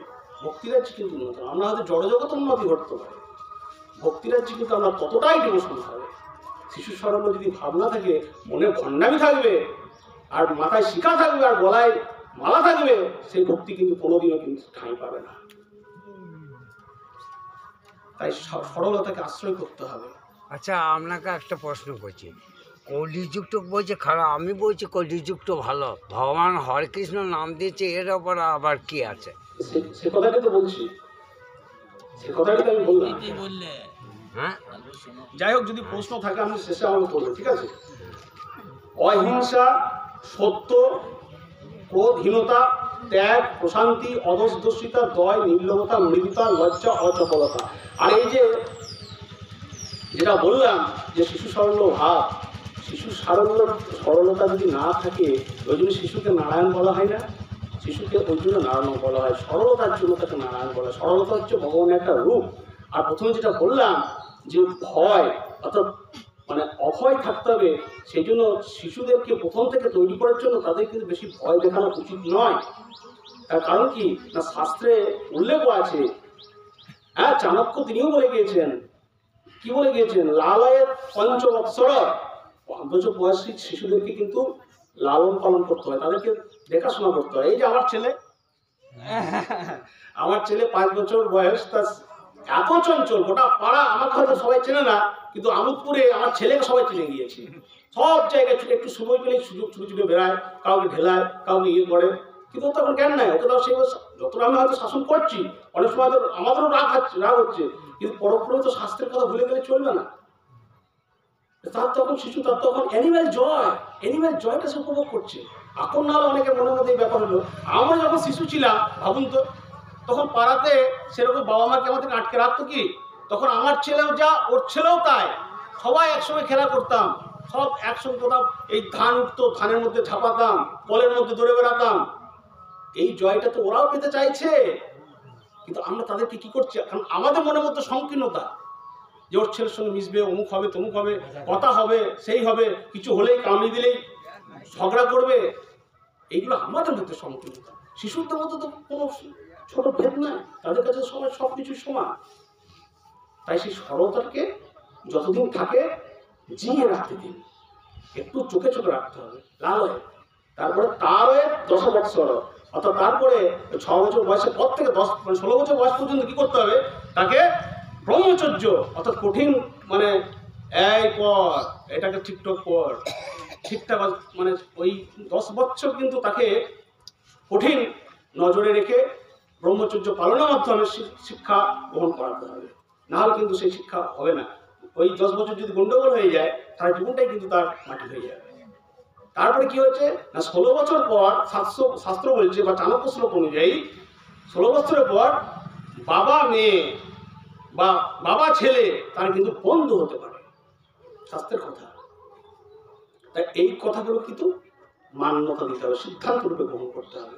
এবং মানে 8 বছর বয়সী মানে যে শিশু, ভাগবতমও বলছে যে 8 বছর বয়সী, কারণ আমাদের কিন্তু মনে রাখতে হচ্ছে কলিকাল, আমাদের কিন্তু দাপর বা সত্যযুগ জন্মগ্রহণ করিনি। সত্যযুগে প্রহ্লাদ 5 বছর বয়সে তিনি ভগবানকে পেয়ে গিয়েছিলেন, 4 বছর বয়সে তিনি ভগবানকে পেয়ে গিয়েছিলেন ধ্রুব। আমাদের কলিকালের জন্য মান্ডিব্য ঋষি তিনি দেখিয়েছিলেন বা তিনি একটা ফর্মুলা তৈরি করেছিলেন যে 8 বছর বয়সী শিশুর মধ্যে কিন্তু কোনো পাপ নেই এবং 80 বছর বয়সের পর তাদের কিন্তু কোনো পাপ হয় না। সেটা শাস্ত্র ভাগবতের মধ্যে রয়েছে। ওই জন্য ওই একাদশী ব্রত, একদিন বলেছিল কথাটা, একাদশী ব্রত যে মানে কখন থেকে করা যায়, তার উত্তরটা হচ্ছে কি না, আর মানে সব বয়সী ছেলে মেয়ে কি করতে পারে শিশুদেরকে, আর শিশুরা যদি পারে তো ভালো, কিন্তু তাদেরকে জোর করা ঠিক নয়। কারণ 8 বছর বয়স পর্যন্ত তার কোনো দোষ ত্রুটি নাই এবং 80 বছর পরেও কিন্তু তার কোনো দোষ ত্রুটি নাই, সেও তখন শিশু হয়ে যায়। যাই হোক, তারপরে ভগবান বলছেন মৃদুতা। মৃদুতা, অহিংসা, অর্থাৎ অহিংসা, সত্য, ক্রোধহীনতা। হিংসা করা চলবে না, সত্য পথে সবসময় থাকা উচিত। ক্রোধকে জয় করতে হবে। ত্যাগ, অর্থাৎ ত্যাগের মাধ্যমেই কিন্তু আমাদের মুখ্য লাভ। ভোগের মাধ্যমে কিন্তু কি হয়, বেশি ভোগ, আমাদের যুগ যুগ ধরে একটা কথাই আছে যে ঢের খাবি তো অল্প চোষ, বেশি খাবি তো কম খা, একটা কথাই আছে। মানে এগুলো আমি বলছি যেটা মানে কি বলবো, অনেকদিন থেকে চলে আসে ডাক্তার কথা বলা হয়। এই কথাগুলো কিন্তু অ্যাকচুয়ালি গীতারই কথা, ঘুরিয়ে ফিরিয়ে সেগুলো বলা হয়েছে। ভগবানও তাই বলেছেন, বিবেকানন্দ সাই বলেছেন, বুদ্ধ সেই এক কথাই বলেছেন। অ্যাকচুয়ালি সমস্ত কিছু কিন্তু গীতা থেকে নেওয়া। অর্থাৎ ত্যাগের মধ্যে মুক্তি এবং ধীরে ধীরে মোক্ষ লাভ। ত্যাগ ভিন্ন অন্য কিছু হবে না। অর্থাৎ আমরা দেখুন, যদি আমরা জড়জগতেই থাকি, ধরুন আমরা যদি এই আহারকে যদি আমাদের জিহ্বা থেকে শুরু করে ইন্দ্রিয়কে যদি আমরা জয় করতে না পারি, সেই জয় আসবে কি করে, ইন্দ্রিয়গুলো জয় সাধন করবে কিভাবে, না সব কিছু থেকে ধীরে ধীরে ত্যাগের মাধ্যমে। আহার সংযম, বাক্য সংযম, হ্যাঁ, এইগুলো যখন সংযম হবে, মন ইন্দ্রিয় ধীরে ধীরে অটোমেটিক্যালি কিন্তু সংযম চলে আসবে। মৌনতাকে আশ্রয় করা। তাই যত আমি এই জড়জগৎকে থেকে দূরে থাকবো, জড়জগতের যে ব্যাপারগুলো থেকে, হ্যাঁ, এই মানে পাপগুলো থেকে, চঞ্চলগুলো থেকে নিজেকে দূরে রাখবো, ধীরে ধীরে ধীরে ধীরে আমাদের সংযম সাধনার উন্নতি ঘটবে, অটোমেটিক্যালি ক্রোধহীন হয়ে যাবে।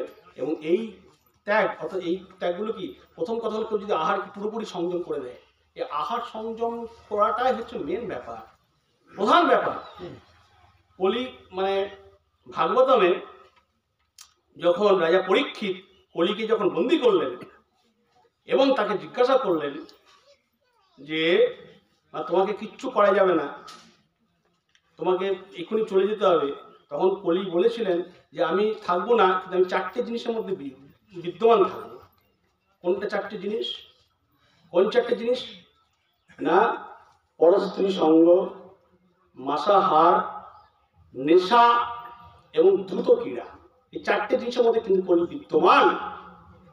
অর্থাৎ মাসাহার মানে বুঝতেই পারছেন, আমিষ ভক্ষণ, হ্যাঁ, তারপরে দ্রুত ক্রীড়া, পরস্ত্রী সঙ্গ, দ্রুত ক্রীড়া বলতে তাস, লটারি, জুয়া, এই সমস্ত বিষয়। এগুলো করলে তো মাথাতে ওই সমস্তই ঘুরবে যে আমার লটারি টাকা কখন আসবে, আমি কাটলাম, 2 নম্বর হলেই আমার লেগে যেত, এই সমস্ত বিষয়গুলো তখন মাথায় ঘুরবে, তখন ভজন সাধন হবে কি করে?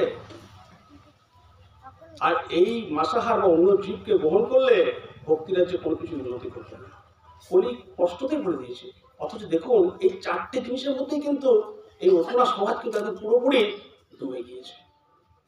তাহলে ভক্তিরাজ্যে বা এই সাধন ভজনে উন্নতি হবে কি করে, আসবে কি করে, মানুষ এখানে আসবে কি করে, ভাগবতম শোনার জন্য লোক থাকবে কি করে? এইগুলো তো ত্যাগ করতে হবে, তবে তো চিত্তের শুদ্ধিকরণ, মানে শরীরের শুদ্ধিকরণ হবে, চিত্তের শুদ্ধিকরণ হবে। শুদ্ধিকরণ না করলে তো ভগবানকে পাওয়া যাবে না। ভগবান কষ্টকে এখানে বলে দিচ্ছেন। প্রশান্তি, এই শান্তি ভাব রাখতে হবে, প্রশান্তি, অর্থাৎ ধ্যানের মাধ্যমে এটা হয়ে যাবে। শান্তি অর্থাৎ মনের মধ্যে সবসময় শান্তি বিরাজমান থাকবে। যখন মানে ঈশ্বরের কাছে আমি নিজেকে সমস্ত কিছুভাবে নিবেদন করে দিলাম, হে ঈশ্বর আমি তোমার হলাম বলে, তখন আমার কি দুঃখ। তারপর তো তার সমস্ত কিছু দায়িত্ব, তিনি কি করবেন না করবেন সবসময় তো ভাবতে হবে তিনি করাচ্ছেন। জীবমাত্র কৃষ্ণদাস, আমি কি? তিনি আমাকে যা বলাচ্ছেন আমি বলছি, তিনি যা করাচ্ছেন আমি করছি। হ্যাঁ, সেটা যদি আমি নিজের সত্ত্বের সেই জায়গায় আমাকে নিরূপণ করতে পারি, মন প্রাণ দিয়ে তাকে আমাকে নিবেদন করতে হবে তার কাছে। কোনোরকম সততা থাকলে হবে না। অদোষ দর্শিতা, অদোষ দর্শিতা বলতে কি না, পরের দোষ দেখে বেড়ানো। এই অদোষ দর্শিতা মানে এই ব্যাপারটা এখন বর্তমান প্রজন্মে খুব প্রচলিত। বিশেষ করে মানে মানে বলতে মানে আমার দ্বিধা নাই, মানে কি বলবো, মাতাজিদের মধ্যে এই প্রবণতাটা বেশি। তারপরে দোষ দেখে বেড়ানো ছেলে সবাই মধ্যেই আছে, কিন্তু মাতাজিদের মধ্যে এই প্রবণতাটা বেশি। এই বাড়িতে কে এলো, এই কে ঢুকলো, হ্যাঁ কী ব্যাপার, এই শুরু হয়ে গেল আলোচনা, ওই বাড়িতে কেন যাচ্ছে, এই একটা ব্যাপার শুরু হয়ে গেল, নানা রকম এই চলছে। তারপরে এই বিশেষ করে এই যে বর্তমানে নানা রকম টিভি সিরিয়াল, হ্যাঁ সেই টেলিকাস্ট, রিপিট টেলিকাস্ট দেখে দেখে তাদের নেশা হয়ে যাচ্ছে। সন্ধে দিতে যাচ্ছে বিজ্ঞাপনের সময়ে, কি করে তাড়াতাড়ি বিজ্ঞাপন হতে হতেই যেন আমি সন্ধ্যে জেলে আমি আবার চট করে দেখতে পারি, এই ব্যাপার প্রবণতা চলে আসছে। কোনো ভক্তি নাই, সদ্য নাই, দিতে হয় তাই দেয়, মানে আচারে উপাচারে পরিণত হয়েছে। মনে রাখবেন, আপনি এই সিরিয়ালগুলো বা সিনেমাগুলো বা এই ওয়েব সিরিজগুলো নরকের দ্বার। কিছু কিছু সিরিয়াল বাদ দিয়ে আমি বলছি, যেগুলো খুব ভক্তি মার্গের বা আগে ছিল, যেমন আগে যেমন যে ছিল রামানন্দ সাগরের রামায়ণ ছিল, মহাভারত হয়েছিল, হ্যাঁ যে বিরাট চোপড়ার মহাভারত ছিল, বা আপনার ওই হনুমান ছিল, সেগুলো মানে কিছু ছিল বা এখনো আছে সেগুলো। কিন্তু বাকি যে সমস্ত সেগুলো কিন্তু দেখার লোক এখন বর্তমান প্রজন্ম নেই। এখন মানুষ যেগুলো দেখছে যেসব সিরিয়ালে, যে একটা পুরুষের 3টে স্ত্রী, সে চরিত্রহীন, সেই সব জিনিসগুলো কিন্তু মানুষ বেশিভাবে করছে। এবং এগুলোকে কায়দা করে কি করছে না, খাওয়ানো হচ্ছে, এগুলো খাওয়ানো হচ্ছে মানুষকে। এই বিষটাই কিন্তু খেতে হচ্ছে, দেখানো হচ্ছে যে সে নায়ক, সে এরকম করে, এরকম করাটা ঠিক, এইটাকে কিন্তু ঠিক প্রতিপন্ন করা হচ্ছে। প্রত্যেক সিনেমাতে দেখুন যে আধ ঘন্টা অন্তর অন্তর একটা রেপ হচ্ছে, 40 মিনিট অন্তর অন্তর একটা মার্ডার হচ্ছে। তার ভিলেনকে নায়ক করে দেয়, যে পুষ্পা নাকি একটা সিনেমা, তার আগে সেখানে কি করা হচ্ছে না, যে ডাকাত তাকে নায়ক হিসেবে দেখানো হচ্ছে। এই সমস্ত বিষয়গুলোকে সমাজে খাচ্ছে এবং সেগুলো কোটি কোটি টাকা ব্যবসা করছে, এইভাবে চলে যাচ্ছে। এই ব্যাপারগুলো যত ঘটছে, মাথায় রাখবেন আমরা কিন্তু এইখানের থেকেই নরক যন্ত্রণা ভোগ করছি। এগুলো নরকের দ্বার। একটা ঘরে যদি 3টে বৌমা থাকছে, সিরিয়াল দেখার পর সেই 3টে রুমে গিয়ে সারা রাত ধরে সমালোচনা চলছে, নানা রকম ষড়যন্ত্র চলছে। সনাতন ধর্ম কিন্তু এই সমস্ত শিক্ষা দেয় না। এটা সনাতন ধর্ম নয়। সনাতন ধর্ম সেদিন ছিল যেদিন স্বামী বিবেকানন্দ 1893 সালে শিকাগো শহরে গিয়ে বিশ্ব হিন্দু যে সম্মেলন, যে ধর্ম সম্মেলন, সেখানে হিন্দু ধর্মের প্রতিনিধি করতে তিনি বলেছিলেন যে বড় ধর্ম সহিষ্ণুতা কাকে বলে, সেটা এই সনাতন ধর্মে এসে দেখতে হবে, হিন্দু ধর্মে এসে দেখতে হবে। হিন্দু ধর্ম মানে কি, উদারতা শেখায়, মহানতা শেখায়। এই নোংরা ভালগার জিনিস সনাতন ধর্মে কোনো ঠাঁই নাই। এই সমস্ত বিদেশি কালচার আমাদেরকে ঢুকে, আমাদের ঘরে ঢুকে আমাদেরকে কি করছে না, শেষ করছে, ছোঁল মারছে। মনে রাখবেন যে আমাদের সমস্ত কিছু শেষ হয়ে গিয়েছে। আমাদের ছেলেমেয়েরা আমাদের সঙ্গে থাকছে না, আমাদের ধন সম্পদ ইংরেজরা নিয়ে চলে গিয়েছে, বিভিন্ন সময়ে বিভিন্ন আমাদের ভারতবর্ষকে লুট করেছে বিভিন্ন সম্প্রদায়, এবং যেটুকু পড়ে আছে সেটুকু হচ্ছে আমাদের পরম্পরা। সেই পরম্পরাটাকেও কিন্তু বিদেশিরা বা বিভিন্ন এই আমাদের সঙ্গে থেকেও আমরা নিজেরাও যেহেতু জানি না সনাতন ধর্ম সম্পর্কে, আমরা কি করছি না, পরোক্ষভাবে এটাকে শেষ করার চেষ্টা করছি। এই পরম্পরা যদি শেষ হয়ে যায়, আর কিছু কিন্তু বাঁচানো শেষ, সব কিছু শেষ হয়ে যাবে, আর কোনো কিছু পড়ে থাকবে না। তাই সকলে কিন্তু আমাদের মানে দেওয়ালে কিন্তু পিঠ ঠেকে গেছে। এখন আর শেষ পর্যায়ে পৌঁছে গেছি। এই অধুনা বাংলাদেশ, আজ হিন্দু রাষ্ট্র ছিল সমস্ত কিছু, এই যে গান্ধার প্রদেশ, যেটা ব্রহ্মদেশ, ইরান, ইরাক, এগুলো সমস্ত কিন্তু নাম পাল্টে গিয়েছে। ওগুলো কিন্তু সমস্ত কিছু মহাভারত পড়লে বুঝতে পারবেন, সমস্ত কিছু অখণ্ড ভারতের অংশ ছিল। শ্রীলঙ্কা থেকে সমস্ত কিছু আর সব ভেঙে টুকরো টুকরো টুকরো হয়ে হতে হতে হতে হতে হিন্দু আজ কোন জায়গায় পৌঁছেছে। এবং দেওয়ালের শেষ পর্যন্ত পিঠ থেকে গেছে। তার একমাত্র কারণ কি, ধর্ম সম্পর্কে অসচেতনতা। এবং আমরা যারা ধর্মের কথা বলি তারাও কিন্তু এই মানে মিনিমাম যেটুকু মেনে চলা উচিত সেটুকু কিন্তু আমরা মেনটেন করি না। এবং প্রচার প্রসার তো বাদই দেন, যার জন্যে আমাদের ছেলেপিলেরা বর্তমানে এই গোলক ধাঁধার মধ্যে পেয়ে